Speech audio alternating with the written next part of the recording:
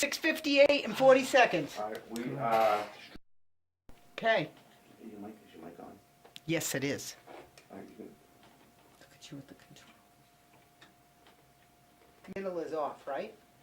roll is off for both of them. yeah. Okay, thank God it's off. Oh, let me steal a headset so I can actually follow along.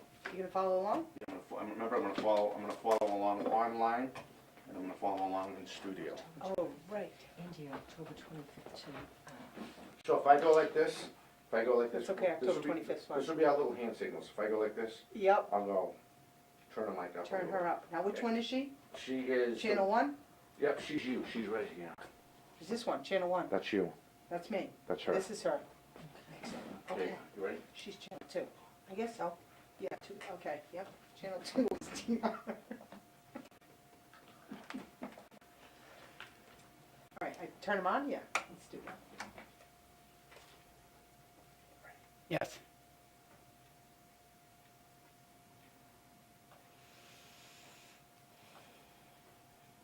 Good evening, welcome to the Q.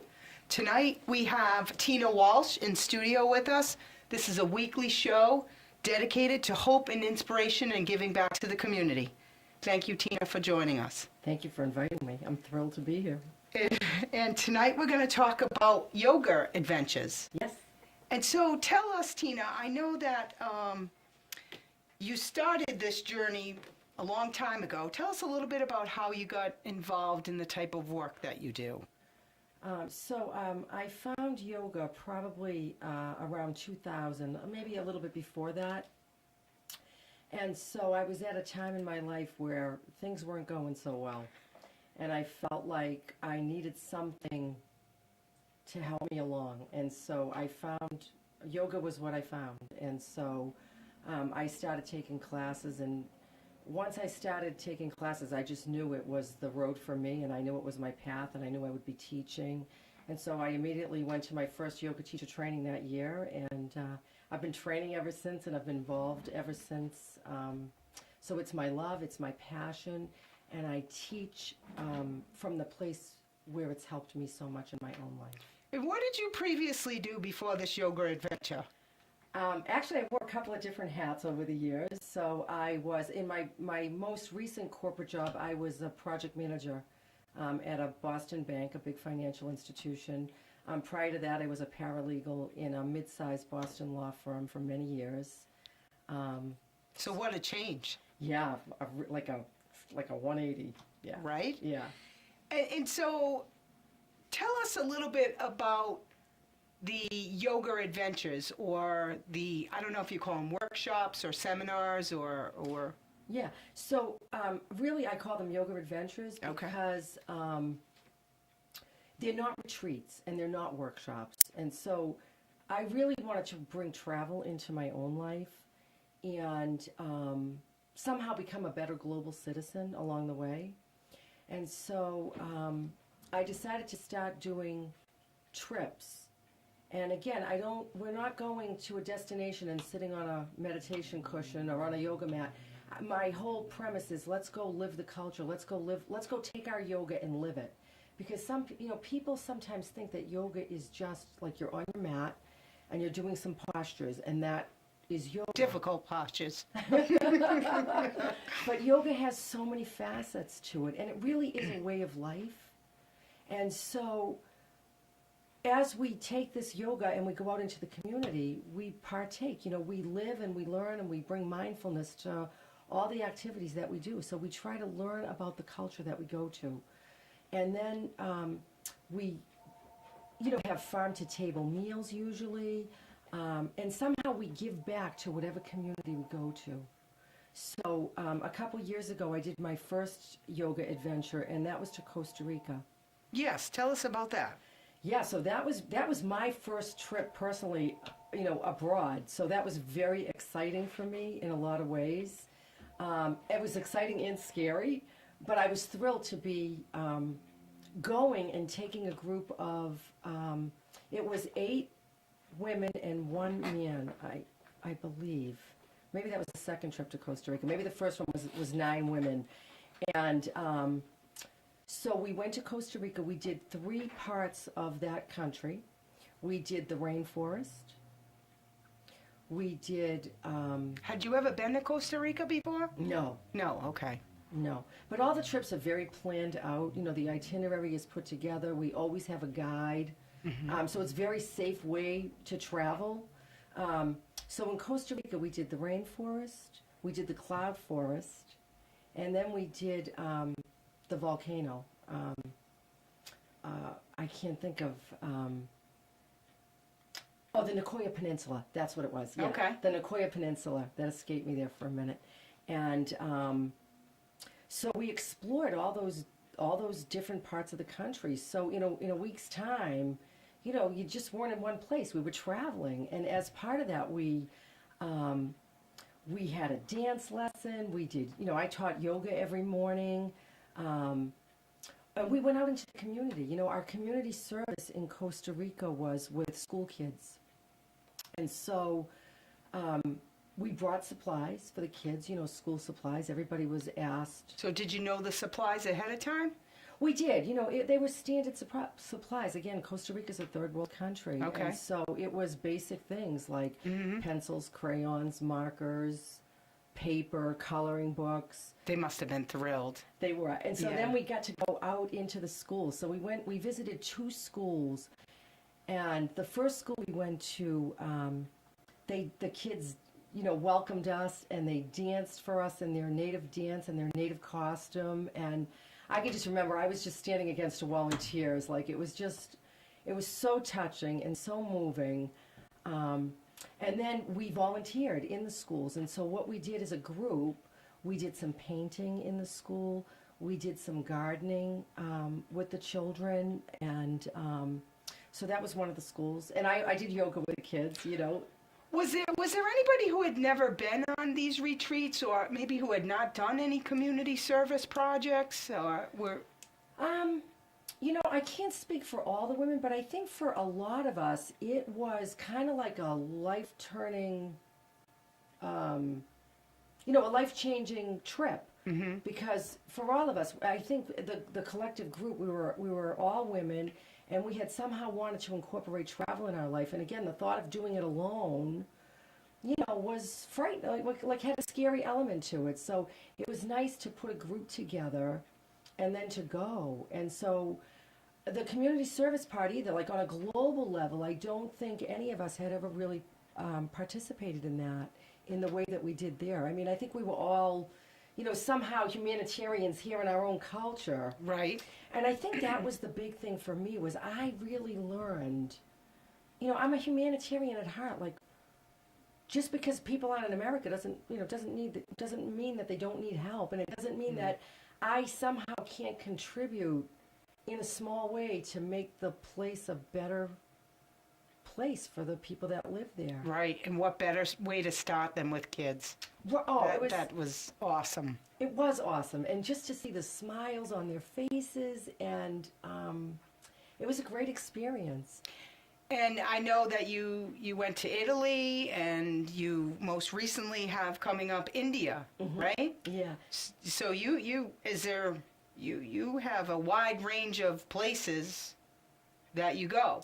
And do you always incorporate a community service Yes. component in your trips? Yes, it's always about giving back. Somehow, you know, going to experience a culture and somehow leaving an imprint there of, you know, somehow contributing in whatever small way or whatever big way. So we went to Italy. We did the Tuscany region of Italy. It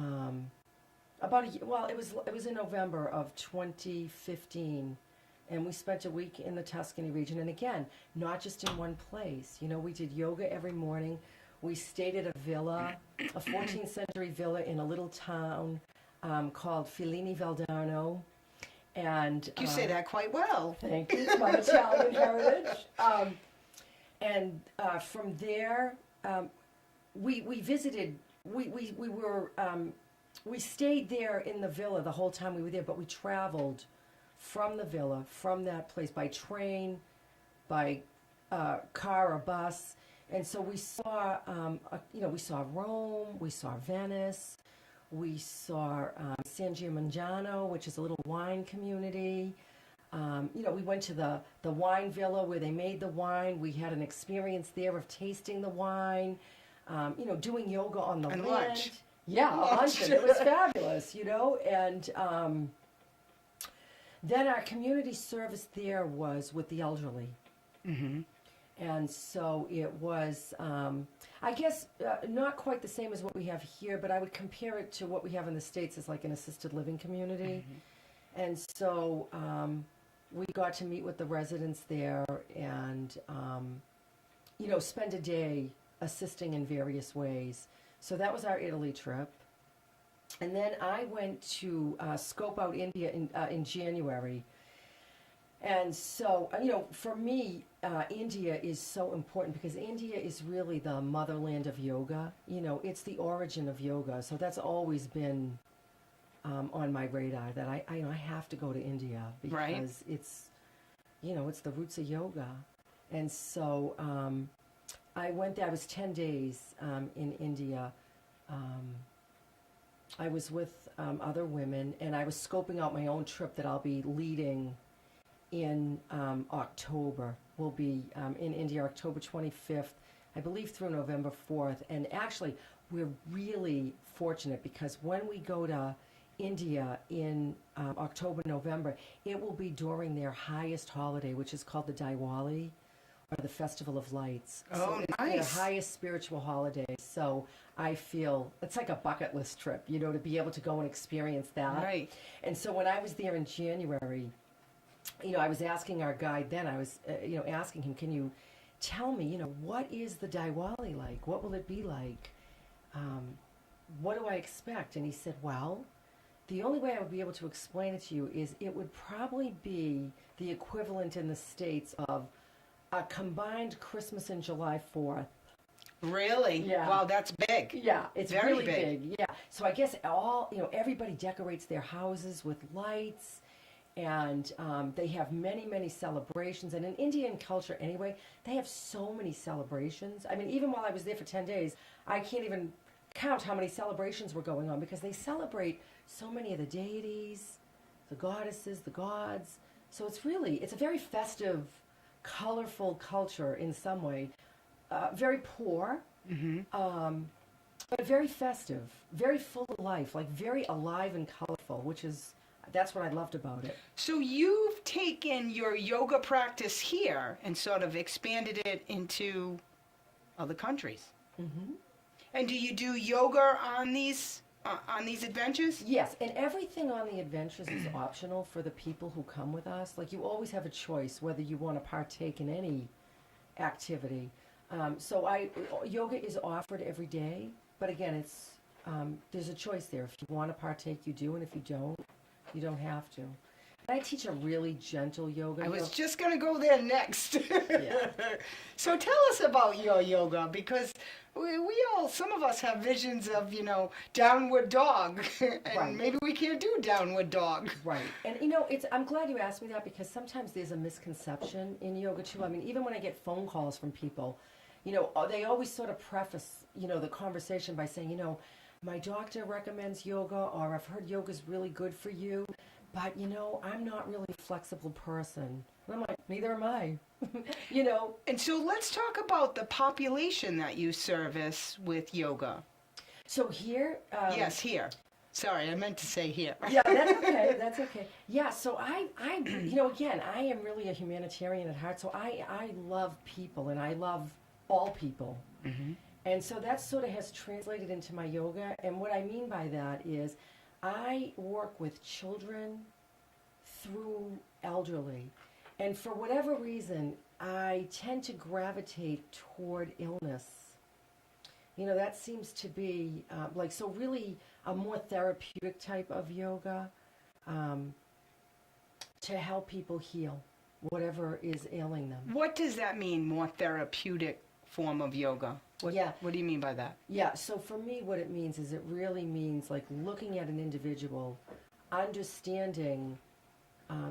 So for instance, I work with a little boy who has spinal tumors. He's 11 years old. And so it's looking at him and it's understanding what does he need from a yoga practice. It's not just going in there and doing, sun salutations. It's like really understanding is, even though he doesn't have cancer, he's being treated with chemo and radiation. So, for a little child, that creates a tremendous amount of stress and fear. So I really work with him trying to understand what he needs to be able to be in his body. And what do I mean by that? Lots of times when we're so frightened. I was going to ask that, but didn't want to interrupt. A lot of times when we're so scared, it's like this way that we don't inhabit our body. In some way we're kind of outside of somewhere ourselves else or above ourselves, or we don't have enough support to be home in our body. It doesn't feel good. It's scary, and especially when we're sick or have extreme physical injuries. So it's helping people sort of befriend their body again, to be able to feel safe in it. And lots of times that's through breath work, a lot of meditation, and I call my yoga Do Less, Be More, because I'm really trying to help people calm their nervous system. Because when you come into that state of calm, that's when your body can access its own innate ability to heal itself. Is that why oftentimes they say it's so important to get quality sleep, that your body actually heals itself while it's sleeping and does all kinds of wonderful things? So the sleep could not be minimized at all. Right, absolutely. And so I think what you're saying is, at the same time, you really do need to take care of your body and make sure that it can tend to whatever it needs, whether it's illness or injury or absolutely or what have you. Yeah. And so how did you get involved with the population that you're involved? So you mentioned the elderly, you mentioned children. And then I do the regular mainstream Right. population too, We don't want to be excluding anyone. Yeah. Yes. So I think when I, again, like transitioning from what I call my past life now, that corporate world, into going and beginning to teach yoga, I was petrified. So I thought, back all those years ago, who is the most forgiving? Children and seniors, right? So that's really how, honestly, that's how I really started. And what happened was, I taught in some schools at the time, and I fell in love with the kids. But at that time, I had 3 of my own kids that were, needy and young, and they're grown up now. So I really found that at that time, the seniors with comorbidities, they have many, many things going on, from dementia to diabetes to heart disease to Alzheimer's to cancer to arthritis. They just have a lot of things going on at the same time. So you have to really take that into consideration when you're working with people. And so I just fell in love with the population.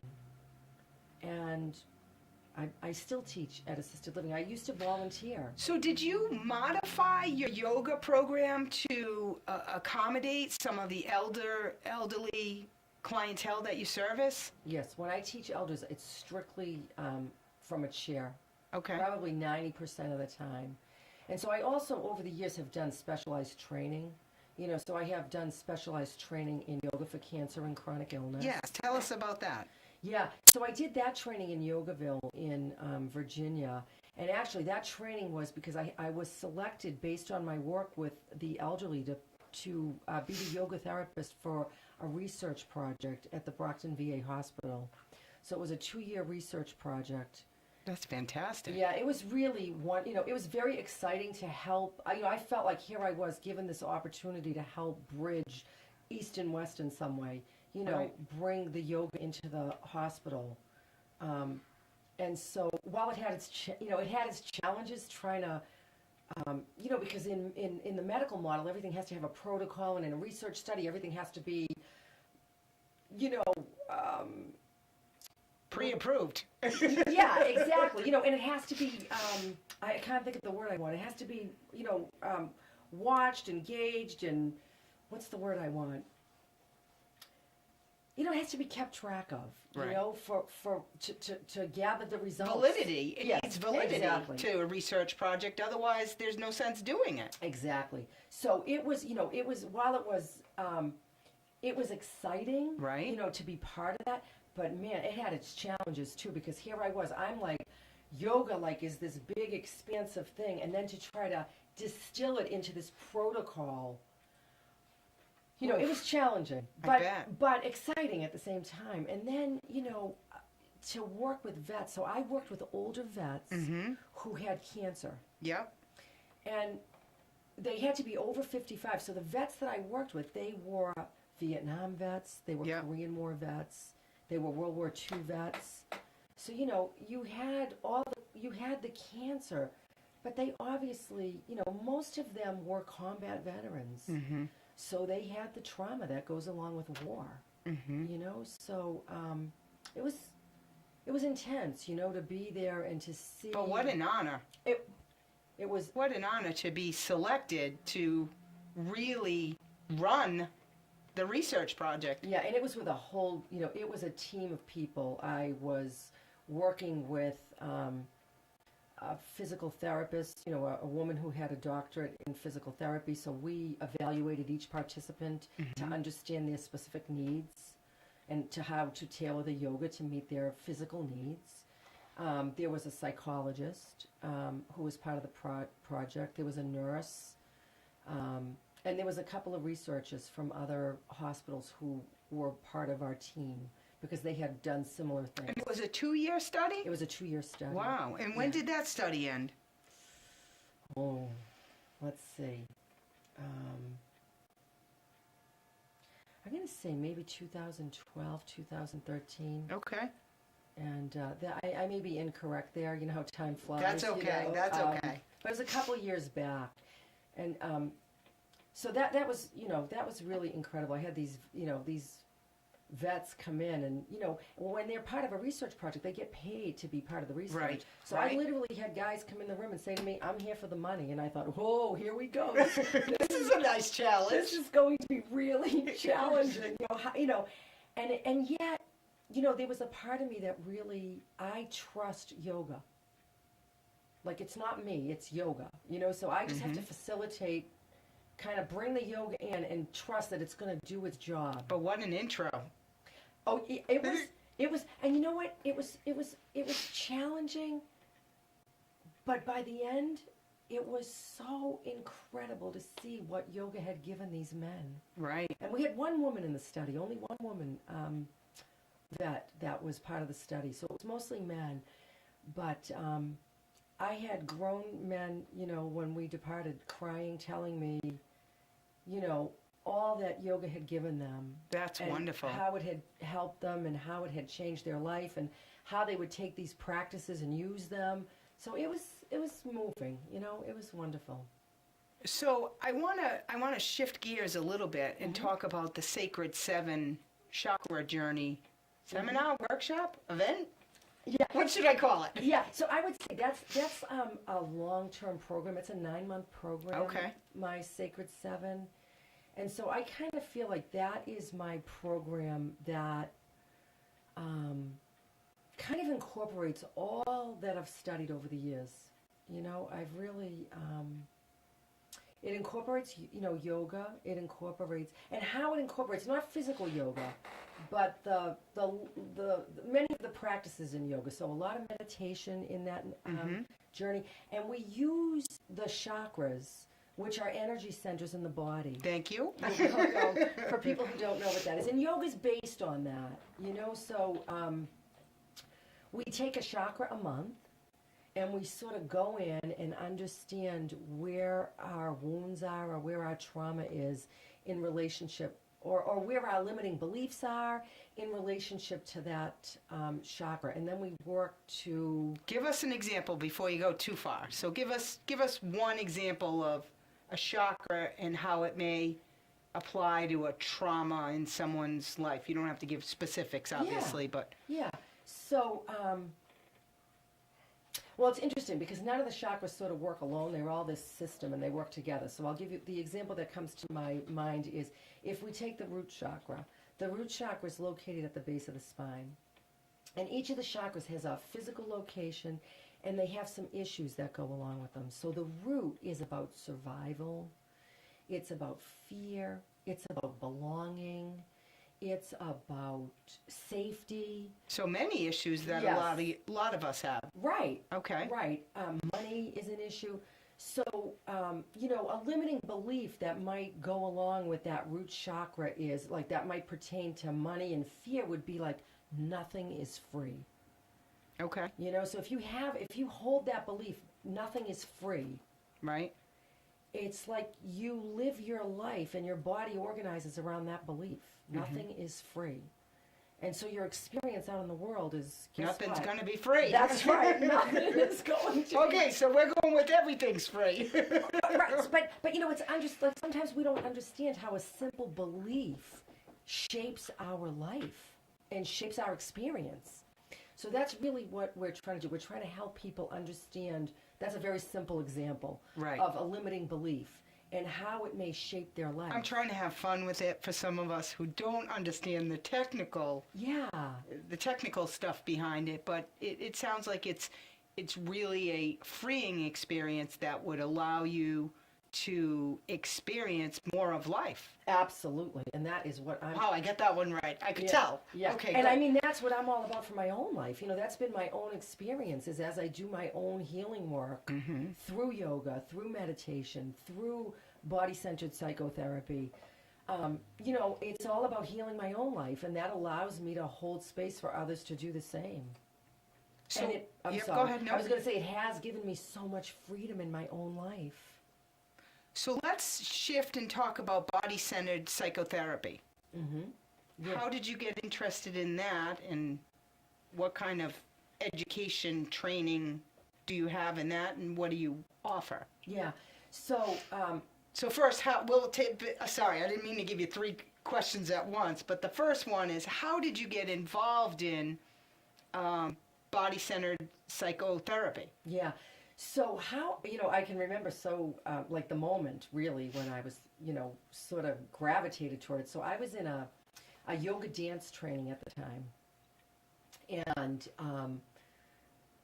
the facilitator came in one morning and he was really upset, like crying upset. And we always started in a circle. And when it came time for him to speak about what he was upset about, I remember it so distinctly because it really touched my heart, and he was upset because he had a dog and the dog was dying. Ugh. And so he had been up all night. And so he was in his grief around losing his dog. And the way that he was so authentic and real about it, I just, I can't explain it. It just like hit me over the head like a ton of bricks. And I just in that moment, I thought, wow, that's how I want to live my life. Like, I want to be that real in my life.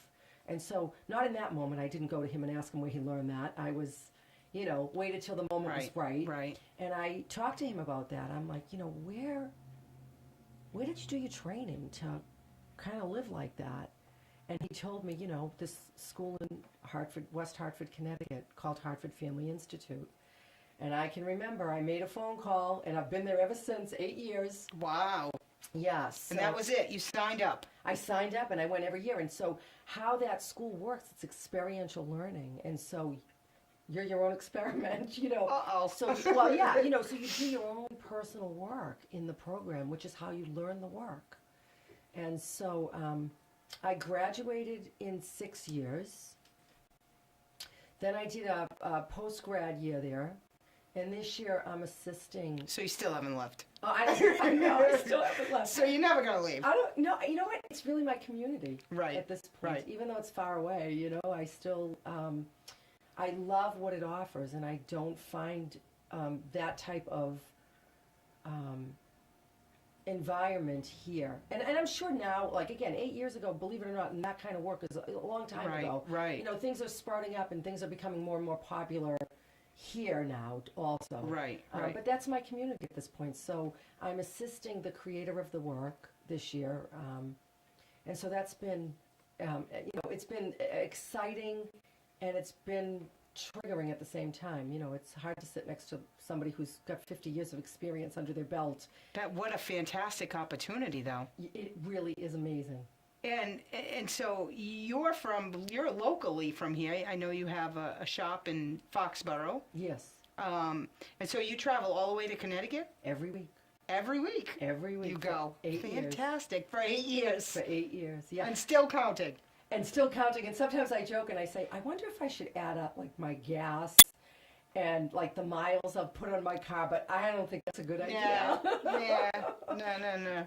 But you know what? I get so much from the program. I mean, it's just like nothing I've ever done. And so how I incorporate that in my Sacred Seven.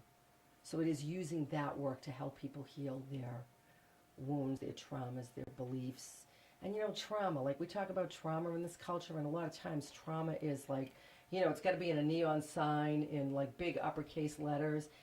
And you know, the reality is we all have traumas. Right. Or not dealt with, for that matter. Right. Put it in a box, put it away, and that was then, this is now. Exactly. And somehow, you know, we are our experiences. Like the body holds every experience. And that is the premise of body-centered psychotherapy. Like the experience and the trauma is in the cells of your body. Well, I was just going to say, I've heard of cell memory, Right. and they say that even if you don't remember something, your body will remember it Absolutely.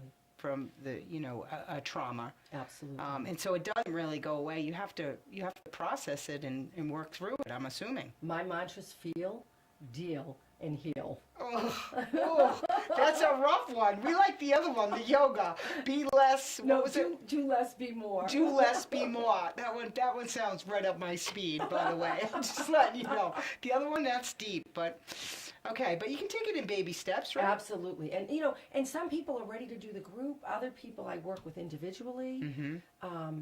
So there's, you know, it's always at your own pace. And in my individual work, you know, people come whenever they feel like they need to come. Fantastic. Yeah, because everybody has to go at their own pace. Tina, you do so much. I mean, I was just pulling just some topics off your website: yoga, counseling, Sacred Seven, Reiki training, body and energy work, workshops, events. The list goes on and on. But tell us a little bit about your body energy work. Mm-hmm. So, you know, really all the things I do are wrapped up in energy work. Like they all fall under, like yoga is an energy modality. Okay. You know, the body-centered psychotherapy work is an energy modality. It's energy work. You know, I'm a massage therapist also, so I'm hands-on with bodies too. And so, but even that, I bring my energy background to that work. So, Reiki's an energy modality. You know, it's like a hands-on healing technique. I do something called reconnective healing. I was just going to say, do you do anything without hands? Like, in other words, where you're not touching someone? Yeah, I mean, like when I do my private counseling with a person, we're usually engaging in talk, but I'm directing them to their body. Okay. You know, in the you know, utilizing talk or utilizing silence. You know, it's always about helping them come to a deeper place in their body, come to a deeper place of groundedness. You know, we always say in any of the work I do, it's always to try to help a person become more grounded, more centered, more in their heart, and more connected somehow to whatever somebody calls greater than here. I call it spirit, some people call it God, some people call it life force, whatever, you know. It's an energy. Mm-hmm. It's the word. It doesn't matter the word you call it. It's an energy, you know. So that's what I hope to help people with, is that connection. And really that connection is to themselves. Mm-hmm. You know, it's having a deeper connection to themselves. And so, what type of events have you had? Like, I was aware of a couple, a drumming circle, out on the pond or the lake, or you had some sort of event there. And so tell me about some of your community events that you do as well in your spare time, of course. Well, I'm just trying to be funny here. Yeah, no, I love fun, you know, but I feel like, you know, the beautiful thing, I feel like I'm so blessed, is that I really feel like my life is my work and my work is my life. So there's no separation there. So that's, you know, I feel very fortunate to be able to say that. And so my community events are the things I do. So I live on a reservoir, you know, so right on the water. Mm-hmm. And so, you know, a lot of times I'll do like a potluck supper and just invite people to come for a fire and Like camping. Well, we don't do camping yet. I always joke and say I'm going to get a yurt for that space and be able to teach yoga on the water, but that's another time. So for right So now, maybe it's coming. maybe, yeah, Possibly. yeah, Okay. yeah. Okay.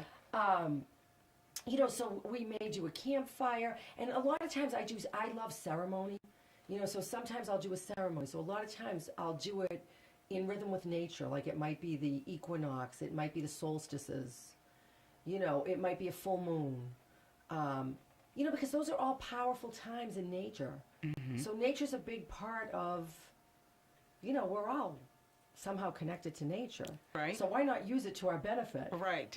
So a lot of times if in the fire we may do, like a letting go fire. And, people, we may take some time for people to meditate on what they want to let go of. And then I'll have them write it down. And then it's very ritualistic to burn it in the fire, to sort of transform that energy and let it go back into the universe. So that would be something like I would do for a fire. Drumming circle, drumming, sound. That has been used in healing throughout the ages. I was going to say Native American. Native American, African, big drumming circles. A lot of indigenous cultures using drumming and dance as a healing and as a coming together of the community. Right. So, and I have to say, I always thought we'd be much further along in community than we are currently. I know it's coming. I feel like it has to. So what would you like to see for us to be further along in our community?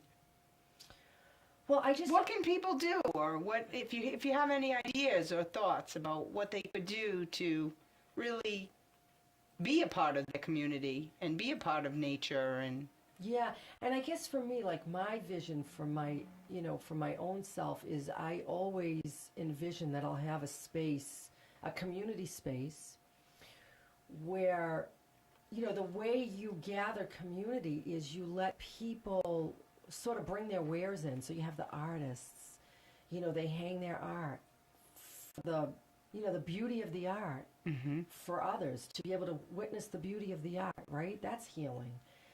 The people who do music, right? You bring your local musicians in. They play music for the people who come, the community. So it's kind of like you take the gifts of each person and you let them sort of have a place to bring their gifts. You have the poets. You have the cooks. I'm one of those. You have the cooks. I'm on your team because I don't cook. Yeah, they feed the people. There's something for every. Like that's what makes a community is when people can give what they're good at. Right. Because we're all not good at everything. You have the gardeners. That grow the food. Mm-hmm. You have the healers that tend to the sick and the wounded. You have the midwives that tend to the beginning of life and also the end of life. Mm-hmm. So that's kind of what I mean when I think of community. That's what it means for me. When someone's hurting, the people come together to help the person. Right. Right. So it's like that caring for each other. That's what I'm all about. Like, I need to be cared for, and as I care for myself and I let myself be cared for, then I can take that out into my community, the people that I serve. I can bring my full self out into that community to help other people. You also do Reiki training as well, right? Mm-hmm. And now is that for other people to learn Reiki, or Yes? how does one go about? I'm not too familiar with that. How do they go about learning that? What should they look for in an instructor? How do they know if it's a good fit or some other energy modality? Yeah, I always, how I always instruct people is I really always try to help people trust their own instincts. Because we all have an intuition and an inner knowing about and a gut, like a visceral gut response of whether something feels good, bad, right, wrong. So I always try to encourage people to go with their own feeling. When you say, how does a person know about a good instructor? I don't mean a good instructor. That's probably not the correct term, but a good fit, I guess, is what I meant. Yeah, but I even like a good instructor, because I think really, what I have learned over the years in looking for, being trained by people myself over the years, and what I've learned from my own journey and what I try to give people is I want to help empower somebody to trust their own instincts. I want to empower somebody to learn Reiki, and I want to empower them to understand that it's not me doing the healing. I am a vessel for this healing energy. And I want to teach them that they're the vessel. So like, if someone's going to tell me, like, I'm going to go to them and they're going to say, I'm going to heal you, I'm not buying that. Not so much, huh? Not so much. Not because, so much. I know I have to heal myself. I mean, somebody can hold space for me. Somebody can mentor me. Who's kind of Guide you along. Yes, who's walked that Okay. road. When we think about shamans, we think about indigenous cultures. Like, yes, somebody can guide me, but nobody can do it for me. Right.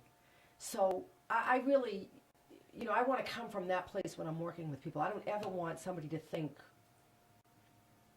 like they come to me and I, somehow I make them all better. Right.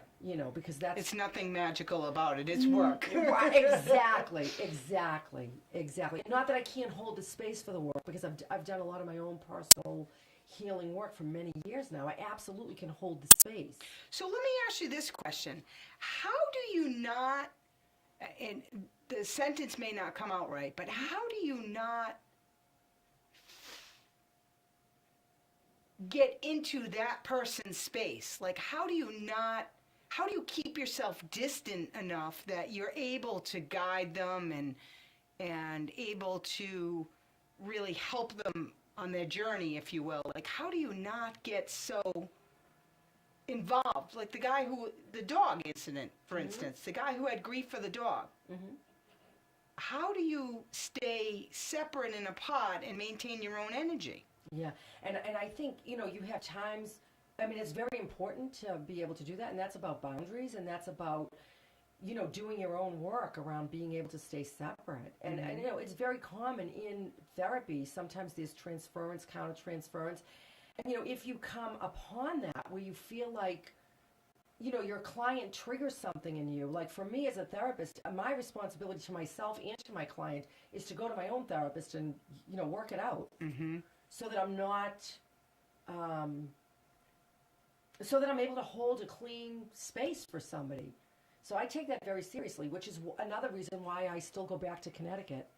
Because I work with people, and I have to be continually addressing my own issues and things that get touched inside of me when I work with people. And of course they do. And so it's being able to do that, to do my own work around that, so that then when I come forward with the people that I serve, I'm able to hold that space because I've done my own healing. Wow. But you also run workshops and events, and I know you have one that I believe that was coming up or may have already passed at this point, which I love the idea of it, for sure. Detoxify Yourself Spring Cleaning. Right. So that's just a one-day workshop that I am doing actually it's next Sunday, May 1st.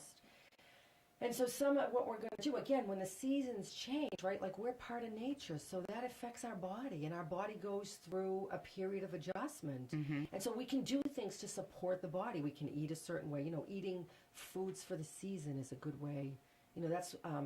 So the medical part of yoga is something called Ayurvedic medicine. What's it called? Ayurvedic medicine, and so or Ayurveda, and so that is like eating for your body type, eating for the seasons. We'll do some yoga for this time of the year, which is spring is. In Chinese medicine, it's the time of the liver, the gallbladder, so a lot of twisting. I don't have that anymore. Yeah. No gallbladder. You still have the energy of it, though. Yes, I do. Well, yes. So, twists are appropriate for that time of the season, and so it's like doing some breathing practices to clear. Breath is a powerful tool. And this is done in a group setting, Yes, right? This will be a community. Yep, this will be a group of people coming together for one day, 10 to 4, and we'll do yoga. So in this workshop, we're going to do some yoga, we're going to do some meditation, we're going to have a good, healthy lunch, that'll be home cooked. And then we're going to do some yoga dance to kind of shake it off. And it's a very, I find it a very celebratory way to sort of move the body. Mm-hmm. You know, it's a very effortless way to connect with your joy through dance. And it's very guided dance. And I also feel like I create a safe container for people to explore that. You know, Nice. so it's fun because sometimes those things might be like, we're going to dance. Well, right. I don't That's think what I was so. thinking. Yeah, you know, I'm not John Travolta. Right, You know? right. Can't do no Saturday Night Live Yeah. dance and stuff. And it's no. always, again, you know, always holding a space for a person to be wherever they are. And really making sure that I create that space for them to feel comfortable, to not push themselves past what feels right for them. Mm-hmm. And I mean, I like, sometimes people come to these things and, you know, they lay down and cover themselves up with a blanket because that's what they need. And that's okay. Right. That's okay. Right. You know, it's really, you know, so really it's always about helping people, giving them a space and offering them tools to take better care of themselves. Because if we don't have our health and well-being, Oh, that's so true. you know. So true. Right. So, So where do you see your line of work going in, say, I don't know. I don't want to even say 5 years at this point. Maybe 3 years or 5 years. Where do you see yourself moving toward? yeah, I really, I love group work. You know, I love my Sacred Seven program. I love that work. So I'm looking forward to that. This is my second year of doing that. So I'm looking forward to really growing that program. When I think about my work in 3 years, I love to collaborate with other practitioners. Okay. So I love to, you know, it's like two creative minds are better than one creative mind, you know. So I see myself doing more collaborative things with people in some way, shape, or form.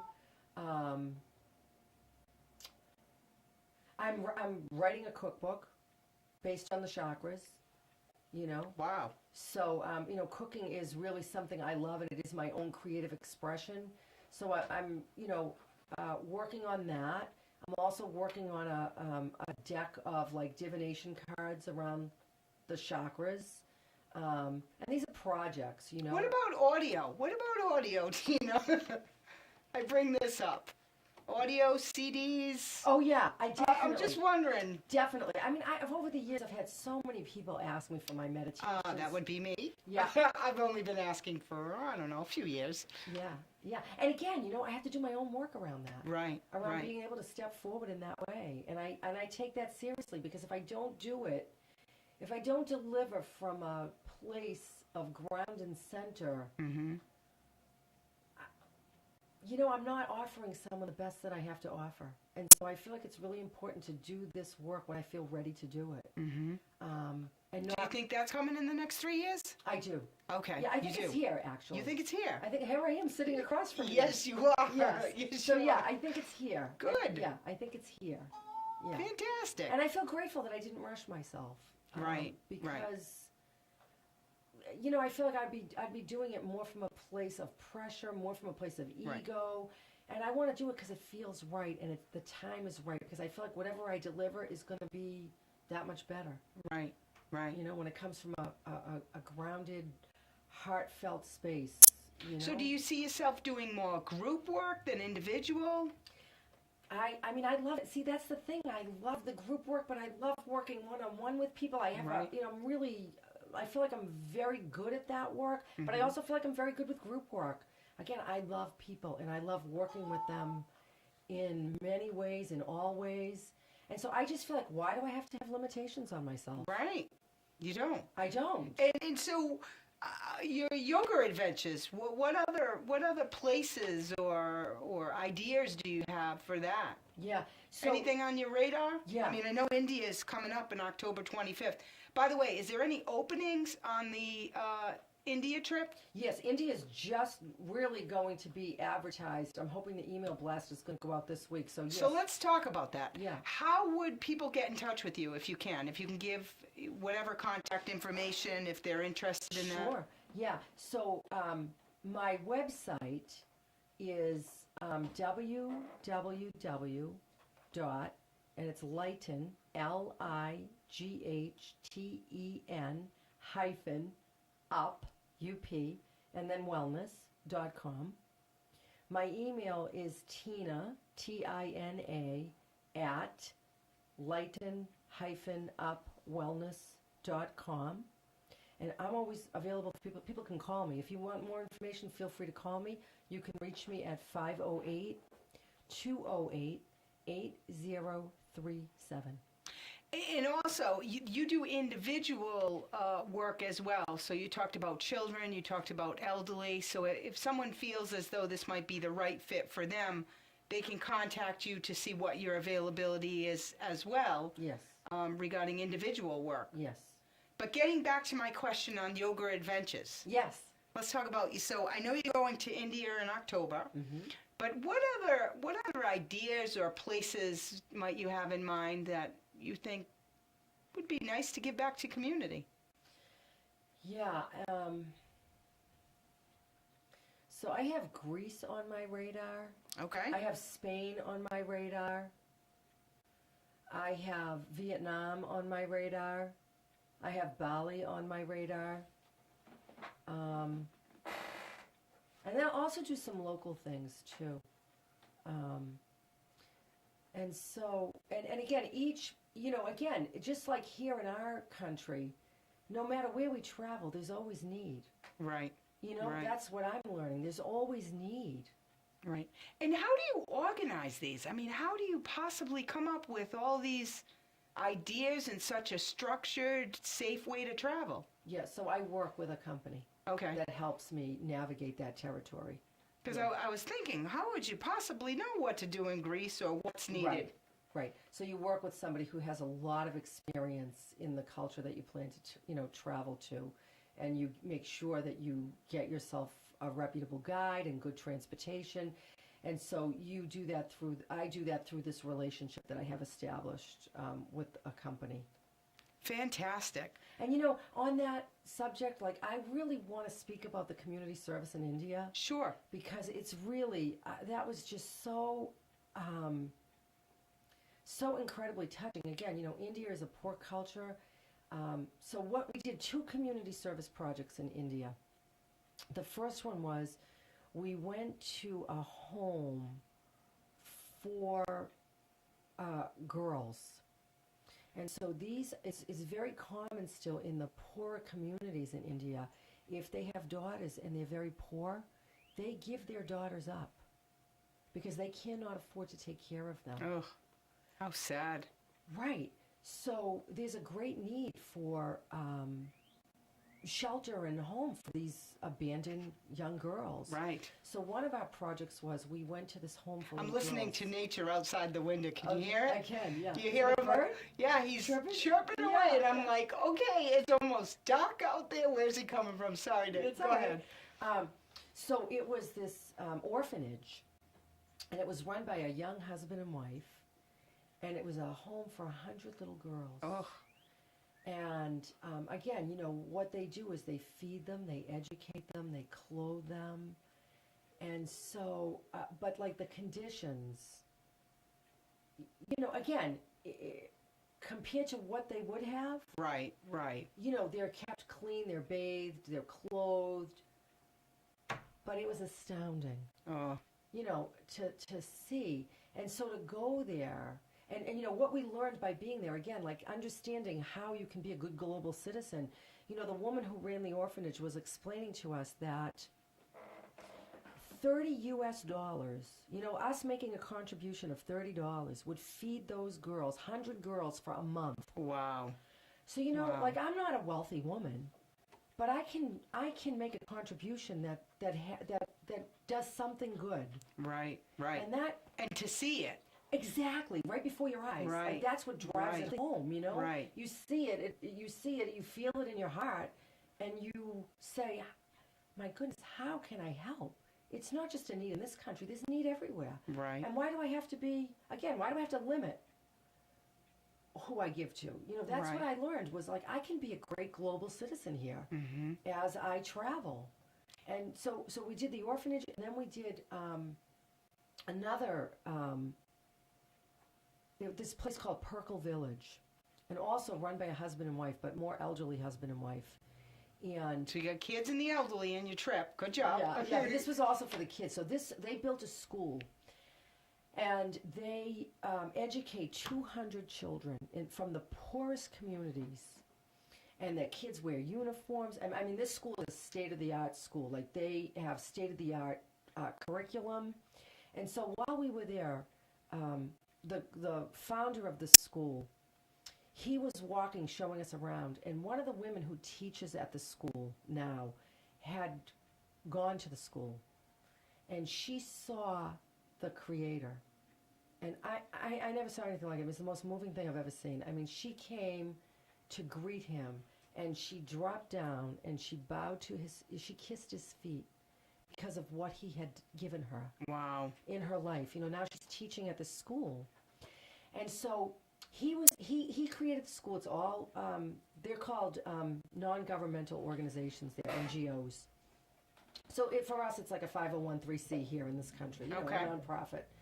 And so he created this school, and then his wife got the idea, okay, we have this school for the children, but that's not helping the cycle of poverty is a family thing. Right. How do we address it from all from all angles? Right.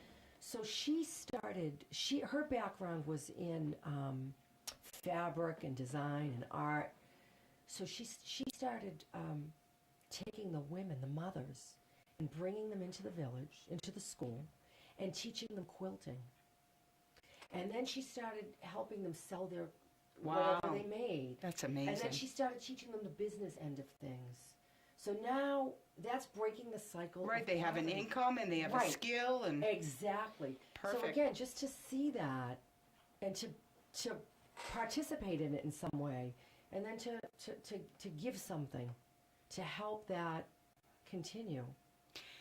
Tina, it has been absolutely fabulous having you in the studio, and thank you so much for sharing your yoga adventures and your adventure, really your journey. Thank you. And tonight I want to leave with an Anthony Robbins quote. You know how I love Anthony Robbins. Me too. And the quote I have for this evening is, "The only impossible journey is the one you never begin." Amen. Thank you, and good night. Yep, thank you.